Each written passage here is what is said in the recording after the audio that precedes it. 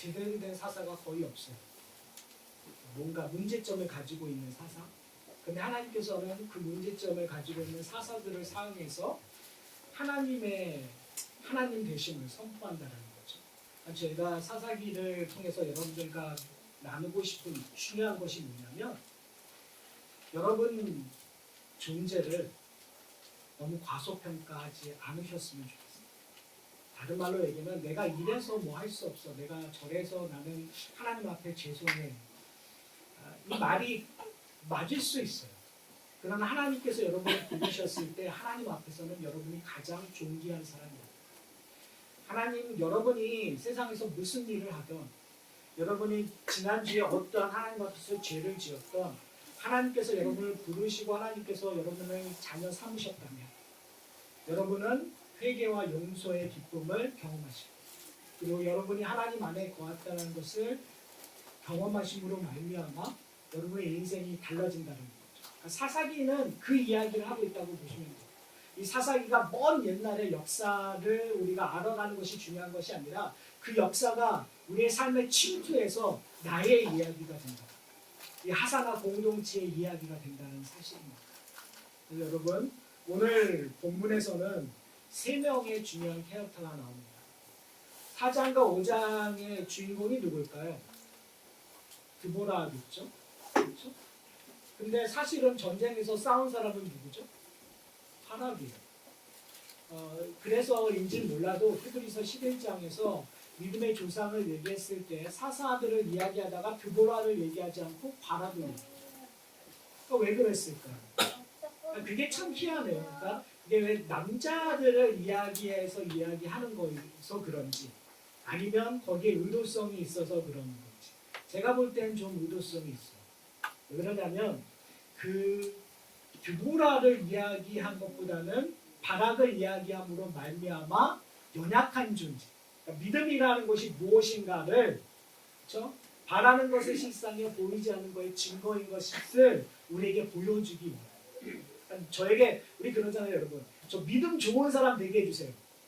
안 그러시나 봐요? 저 겨자씨만한 믿음이 있으면 어떻게 된다고요? 사람을 옮겨보셨습니까?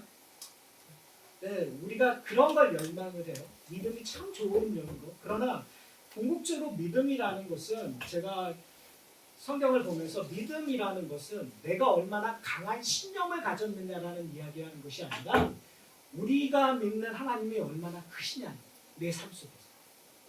그러니까 내 삶 속에서 하나님께서 얼마나 크게 오시느냐예요. 다른 말로 얘기하면 내가 하나님을 얼마나 의지하느냐, 내가 확신하는, 내가 그 무작정 믿는 것이 아니라 내가 하나님의 존재를 얼마나 인정하느냐의 삶입니다. 그것이 믿음이라는 거죠. 그런 의미에서 바락은 우리에게 참, 남자분들 정말 죄송합니다. 남자들이 얼마나 별 볼 일 없으면 지금 여자가 사사가 돼요. 그렇죠?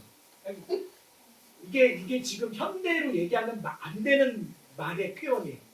그런데 제가 왜 이런 표현을 썼냐면, 몇천 년 전에 지금 이 사사 시대에는 이렇게 표현해도 돼요. 시대적인 그 상황이, 정황이 여자가 사사가 되고 판단하고 그리고 한 백성들을 다스린다는 건 상상할 수 없는 일들이에요. 자, 오늘 본문을 좀 보셨으면 좋겠어요. 오늘 본문의 시작이 이렇게 얘기해요. 에웃이 죽으니 이스라엘 자손이 또 여호와의 목전에 악을 행하매.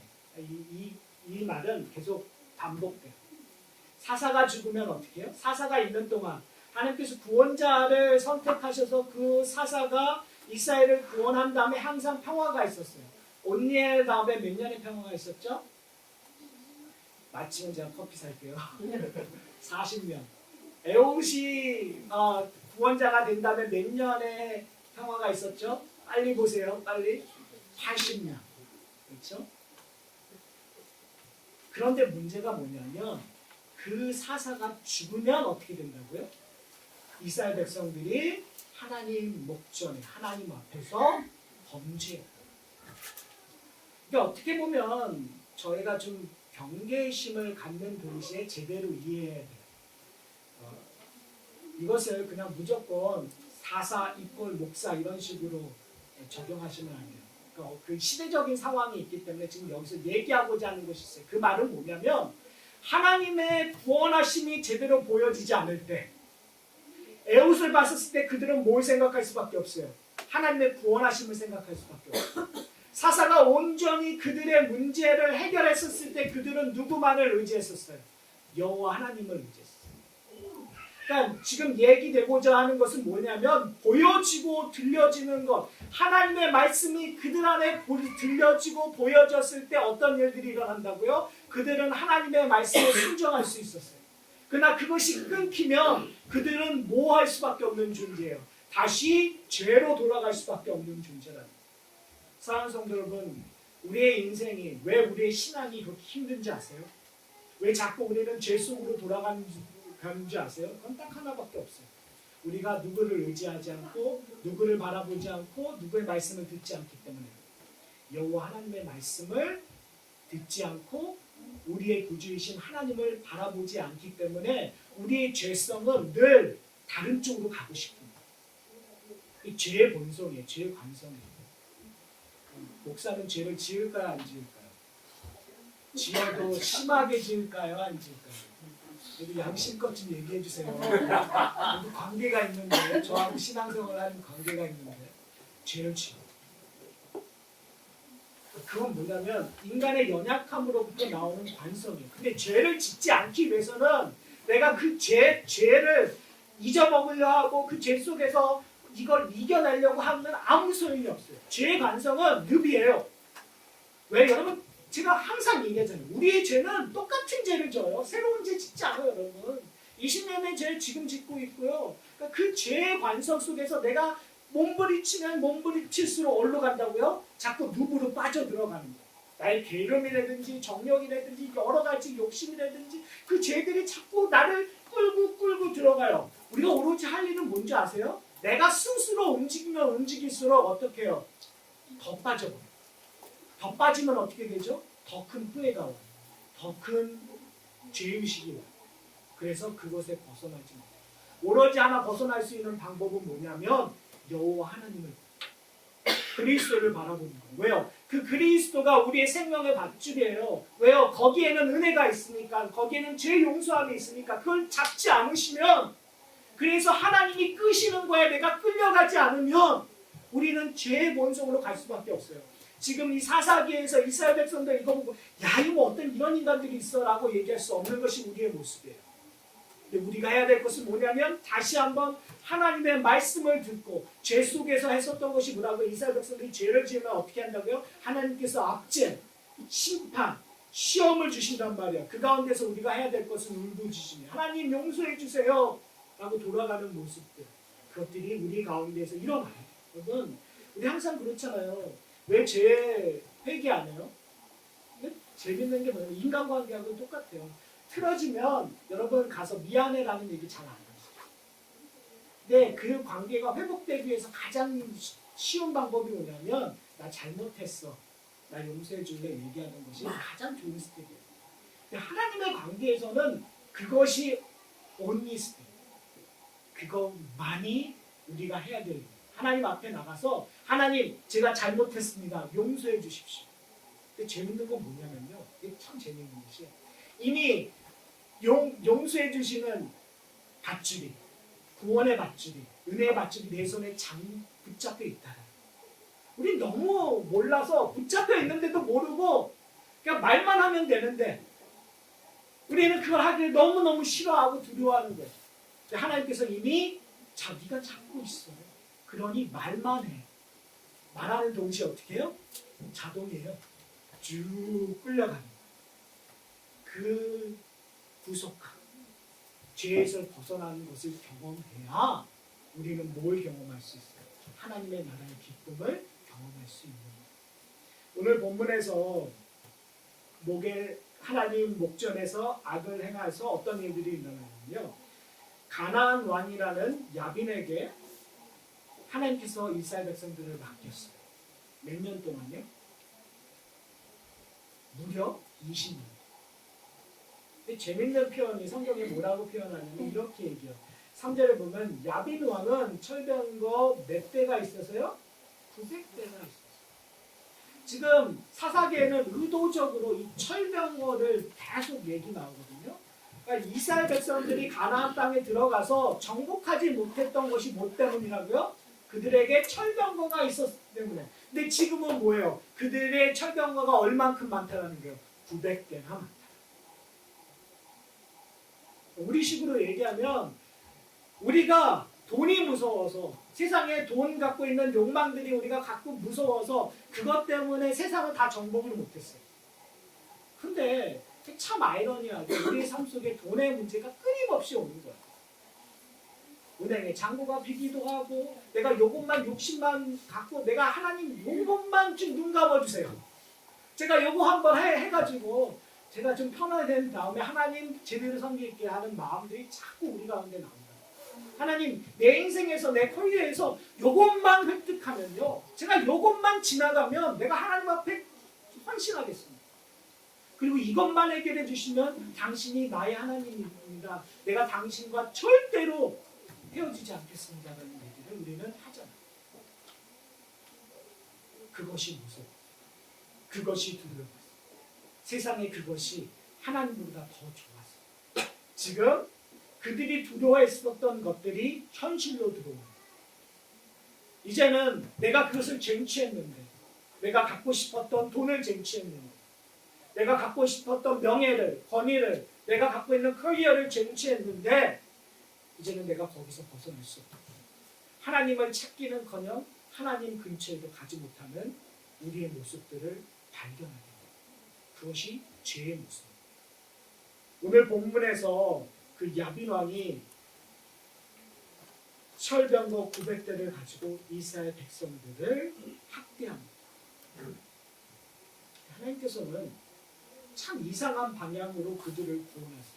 구원자를 소개하는데 누구를 소개하냐면 선지자를, 여사사를 소개해줘요. 한번 좀 잘 보셨으면 좋겠어요. 첫 번째 사사가 누구였죠? 여기서 첫 번째로 나타나는 사사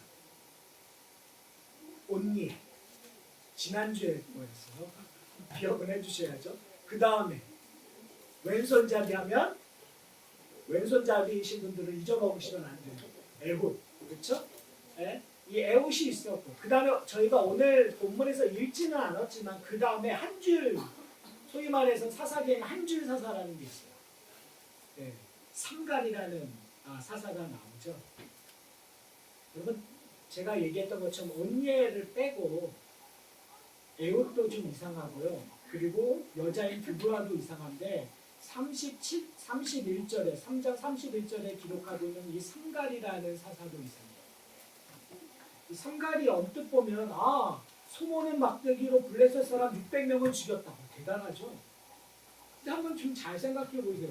소모는 막대기하고 블레셋 사람들이 갖고 있던 무기하고 싸우면 누가 이길까요? 그냥 상식적으로 블레셋 권세가 빌려가 이겨야 되는데 성경에서는 의도적으로 소모는 막대기로 600명이 죽었다라는 것은 누군가가 그와 함께 있다라는 것을 얘기해주고 싶은 거예요. 여러분이 항상 나도 삼갈처럼 소모는 막대기로 이 세상을 다 뒤집을 거야 이 생각을 가지시라는 얘기가 아니라 그와 함께 하시는 하나님을 찾으라는 거가 목적이에요. 그런데 너무나 재밌는 게 뭐냐면 이 삼갈을 성경이 뭐라고 얘기하면 31절에 이렇게 얘기해요. 아낫의 아들 삼갈이 이 아낫이라는 말이 좀 이상해요. 이 아낫은 그 당시 가나안 땅에 있는 전쟁의 신의 이름이에요. 그러니까 뭐냐면 이방인, 유대인이 아니라 참 이상하죠.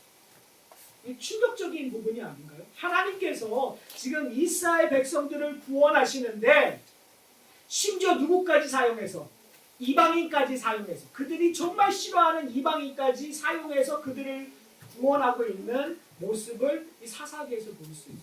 그러니까 지금 사사기는 의도적으로 에훗과 이 삼갈과 그리고 지금 드보라를 통해서 하나님께서 이 일을 하신다는 거예요. 그래서 오늘 본문을 4장을 저희가 다 읽지는 않았지만 그리고 5장은 이제 이 드보라의 시라고 노래라고 보시면 돼요. 그러니까 조금 더 시적인 거를 표현을 해요. 그러니까 4장은 역사를 그냥 기록한 거라고 보면 5장은 그 역사를 재해석해서 노래로 부른 거예요. 그것이 출애굽기에 보면은 홍해를 건너는 사건 후에 모세의 노래가 나와요. 그거와 똑같은 거예요.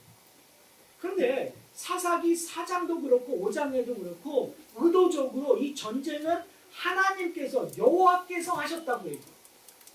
그러니까 여호와께서 이 드보라의 선지자에게 나타나서 바락을 통해서 이 야빈 왕을 무너뜨리겠다라는 것들을 예언하시기도 하고, 그리고 그들을 부르시는 일들, 그리고 전쟁하시는 일 속에서 여호와께서라는 단어를 해요.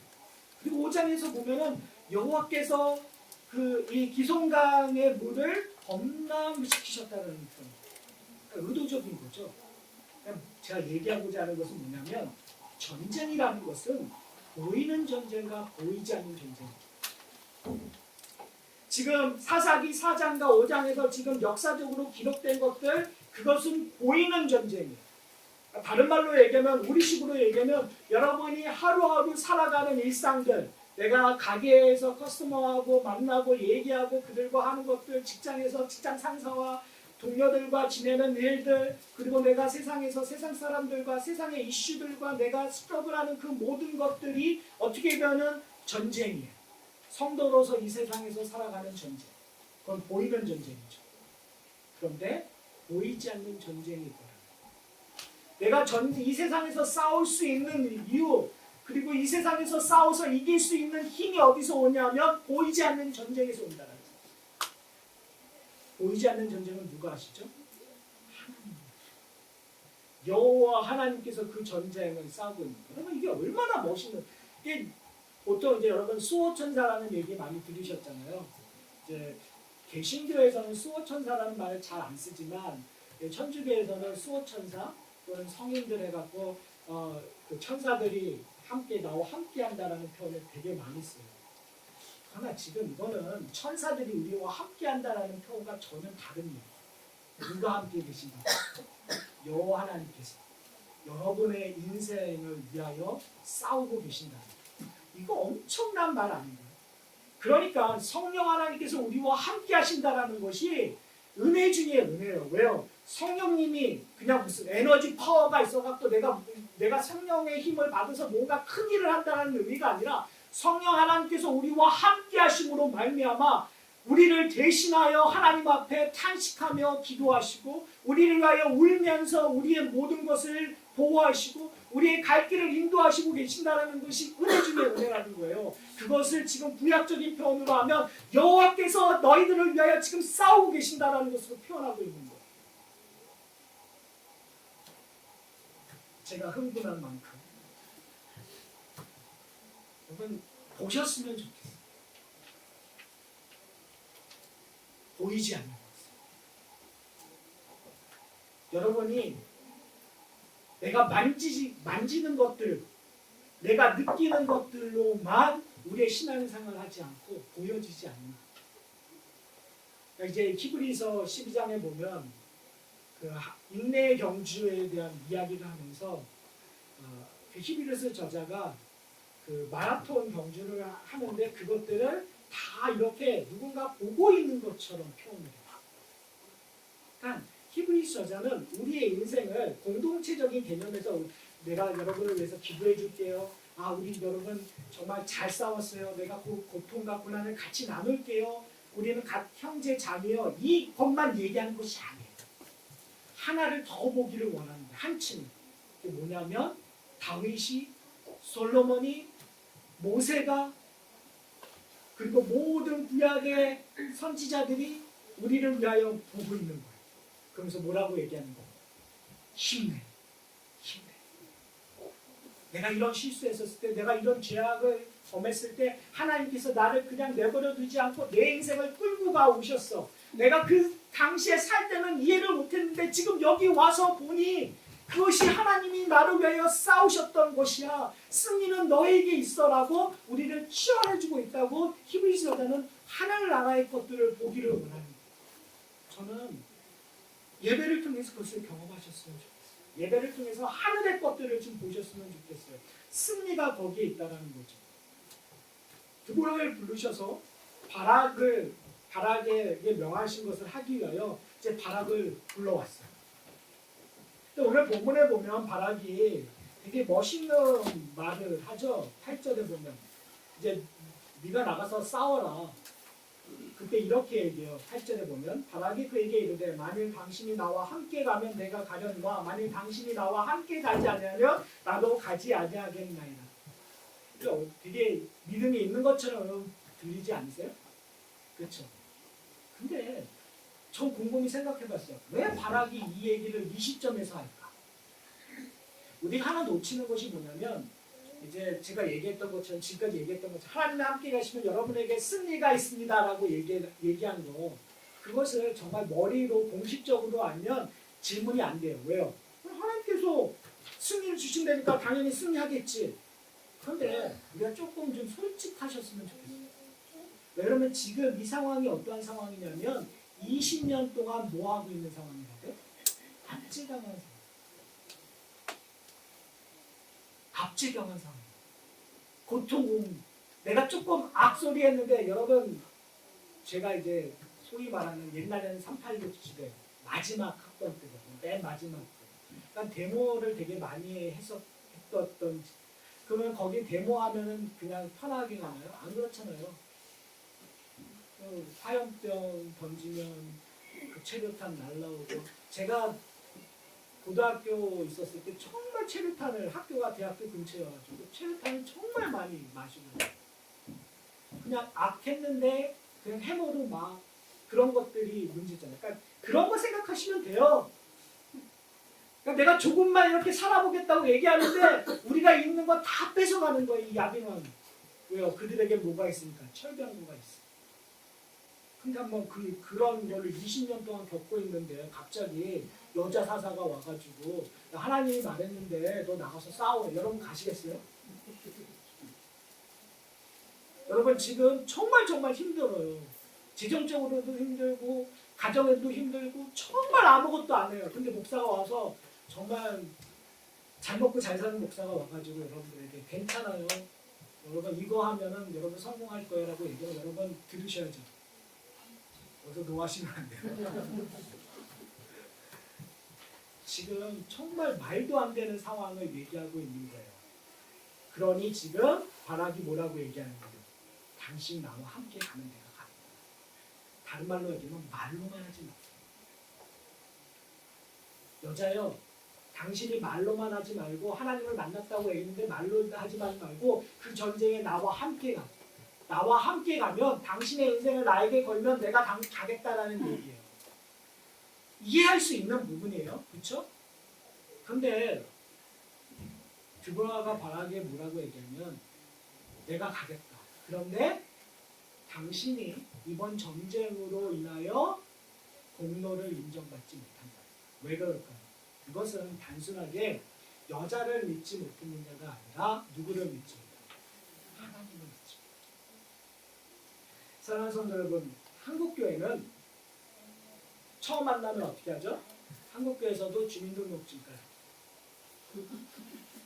이게 주민등록증을 깐다라는 의미는 말이 좀 그렇네요. 뭐냐면 그 서열이 생기기 때문에 위아래. 그러니까 한국 교회는 성경의 문화가 아니라 한국의 문화가 믹스돼 있고 유교 문화가 믹스돼 있고 불교 문화가 믹스돼 있고 기독교 문화가 믹스돼 있는 공동체. 그러니까 교회가 변해야 된다는 것은 세상의 문화에서 성경의 문화로 바꿔야 되는 거예요. 근데 그 중에 하나가 뭐냐면 등록증 까는 거 아니면 당신 커리어를 뭘 갖고 있어요? 당신 뭐 해요? 우리 항상 호구조사 하잖아요. 교회 와서도. 여러분 지금 모르겠어요. 제가 옛날에 다녔었던 교회도 등록카드를 썼었어요. 근데 등록카드 심지어 제가 기억하기에는 학력날도 있었던 거예요. 그게 학교에서 했었던 거 그대로 와서 학력날도 해요. 그리고 뭐 받았고 완전한 호구조사예요. 여러분 제가 왜 이런 얘기를 하냐면 우리는 본성적으로 죄성으로 우리는 나를 어느 위치에 두고자 하는 것들은 항상 근데 위치를 두는 순간 우리는 위가 있고 아래가 있어요. 근데 그건 성경적이지 않아요. 다른 말로 얘기하면 젊은 사람이 와서 여러분들에게 성경적으로 하나님의 말씀을 얘기하면 우리는 어떻게 해야 된다고요? 들어야 돼요. 순종해요. 가난한 사람이 여러분 정말 그 사람이 신실하고 하나님 앞에서 정말 말씀을 잘 가리키고 그가 하나님의 사람으로 본보기가 된다면 그분이 장로가 돼야 돼야 안 돼요? 장로가 돼야 돼요. 근데 우리는 항상 그렇죠. 제가 이제 교회 생활하면서 그럴 때가 있어서 이렇게 했으면 좋겠습니다라고 얘기하면 항상 얘기가 있어요. 그거는 좀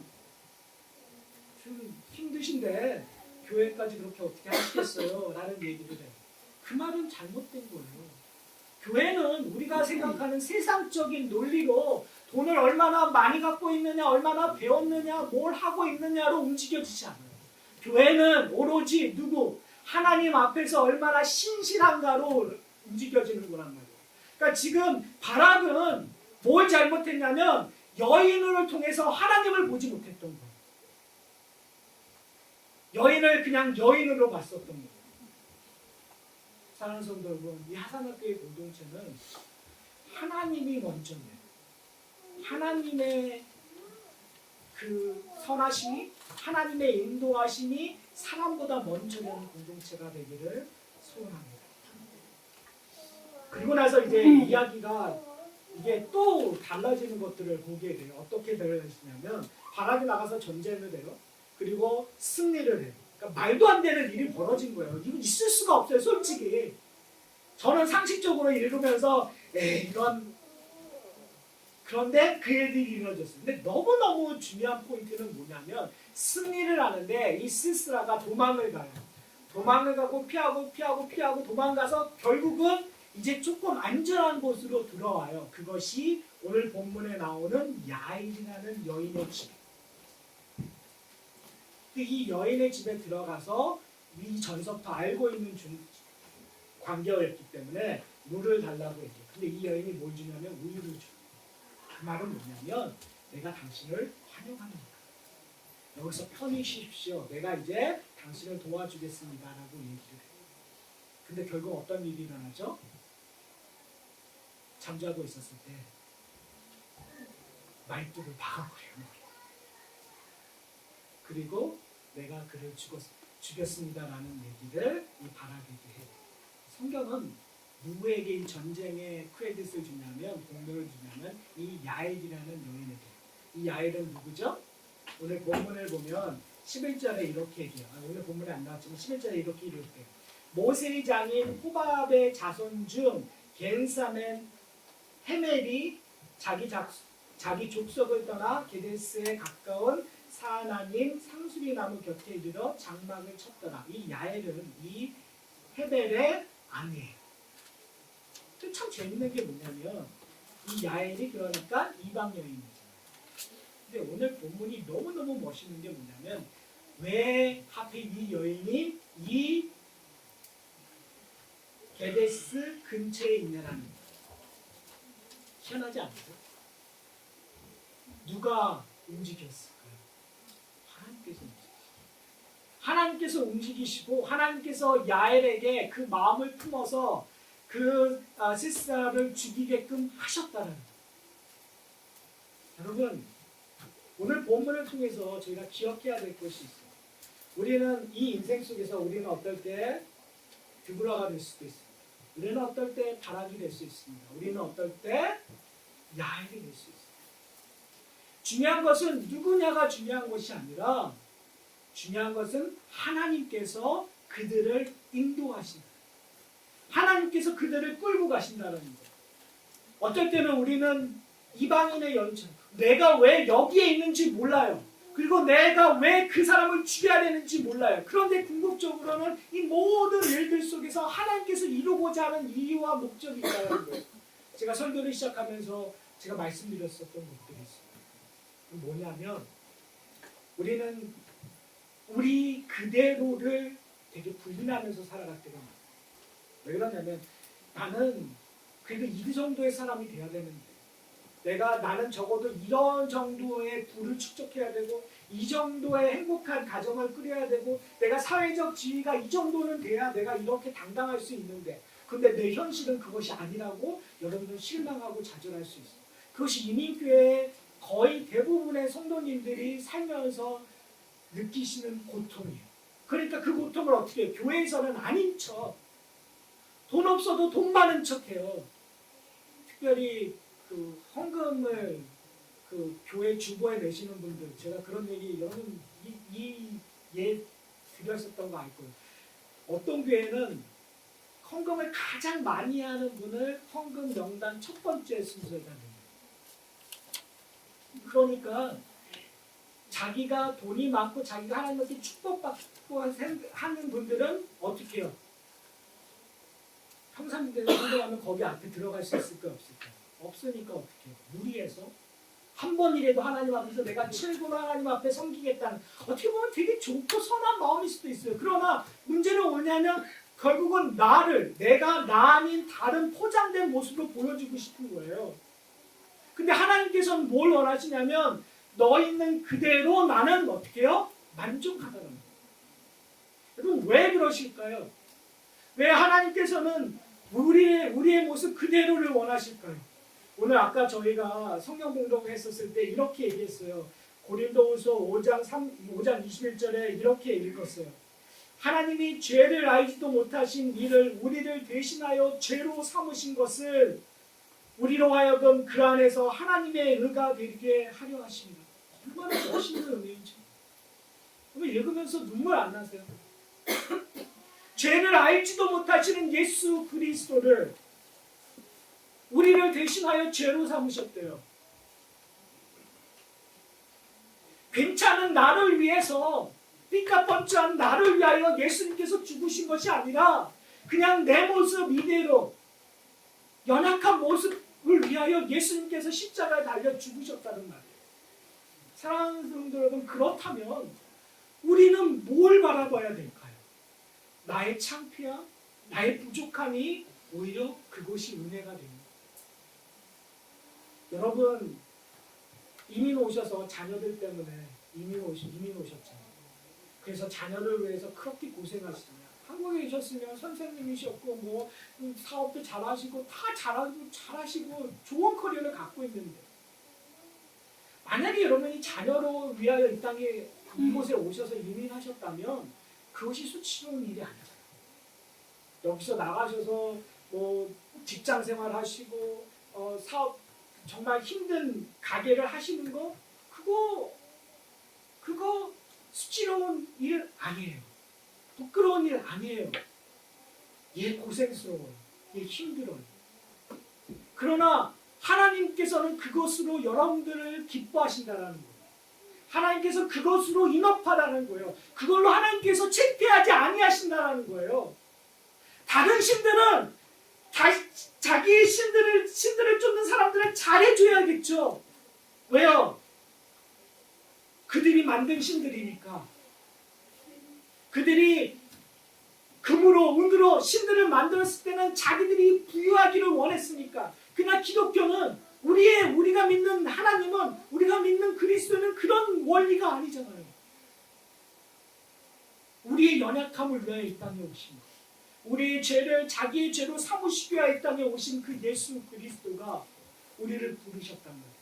그렇다면 우리의 인생 속에서 우리가 드보라로 일하든 우리의 인생 속에서 바락으로 일하든 우리의 인생 속에서 야엘로 일하든 심지어 우리 인생 속에서 그 다볼산으로 올라갔던 10,000명 중에 한 명이든 그게 무슨 소용이 있겠어요?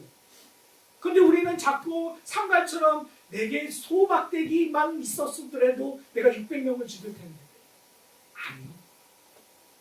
하나님께서는 정말 별볼일 없는 이방인 삼가를 통해서 사용하신다는 걸 우리가 놓치고,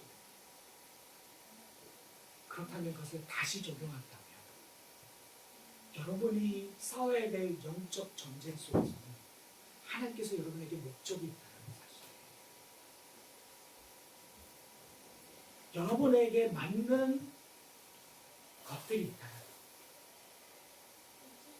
영혼들을 좀 보지 않으셨으면 좋겠어요.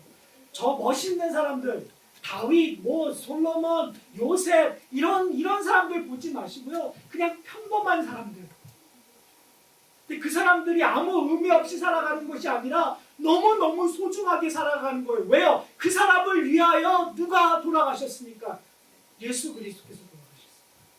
예수 그리스도께서 우리의 구원자가 되셨습니다. 저는 일주일 동안 여러분들이 하나님께서 나에게 주신 것이 무엇인가를 좀 고민하셨으면 좋겠어요. 하나님께서 지금 우리를 위하여 싸우고 계시는 보이지 않는 영적 전쟁을 여러분이 좀 보셨으면 좋겠어요. 그리고 그것들을 발견하는 하루하루가 되셨으면 좋겠어요. 만약에 그렇게 된다면 우리의 일상은 의미 있는 거예요. 여러분이 전업주부로서 그냥 설거지를 해도 그것이 의미 있는 거고요. 우리 은퇴하셨어도 은퇴한 것이 의미가 있는 거예요. 그리고 여러분들이 가게에서 커스터머들과 싸우고 하는 것들조차도 의미가 있는 거예요. 여러분이 무슨 일을 하든 여러분이 하나님께서 여러분들을 자녀 삼으셨기 때문에 그곳에는 의미가 있어요. 그 의미를 발견하는 저와 여러분들이 되시기를 소원합니다. 우리 함께 기도하시기를 소원합니다.